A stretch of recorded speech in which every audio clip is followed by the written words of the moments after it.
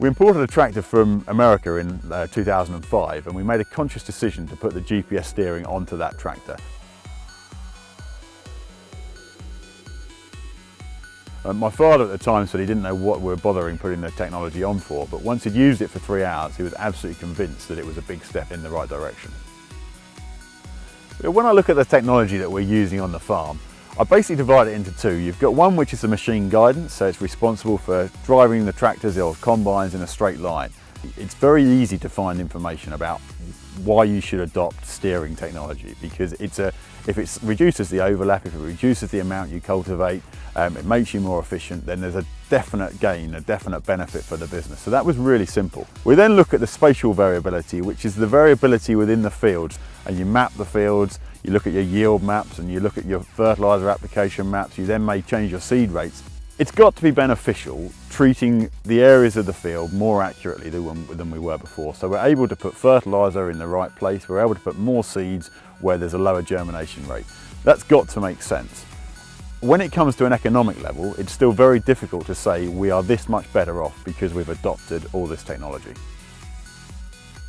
We have got into drone mapping more recently. The ability is there to fly the drone with the camera, but I'm not sure we're getting the correct information out at the other end just yet. It will happen, but we need them to be able to fly the fields and identify blackgrass in January, February. At the moment, they can only do it in May. When I look forwards, I think the sky's the limit as to where we're going to be. We've seen machinery get bigger and bigger and bigger for efficiencies and economies of scale. I wonder if there's going to come a time where actually we're seeing machinery get smaller and smaller because it becomes automated.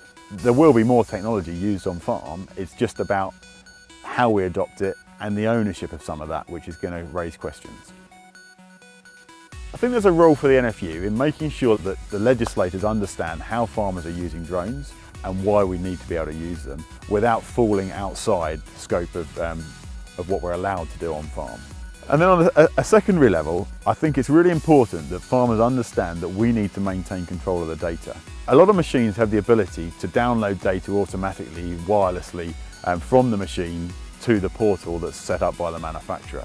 It's incredibly important for me that that information and that data remains in control of the farmer rather than the provider of that technology.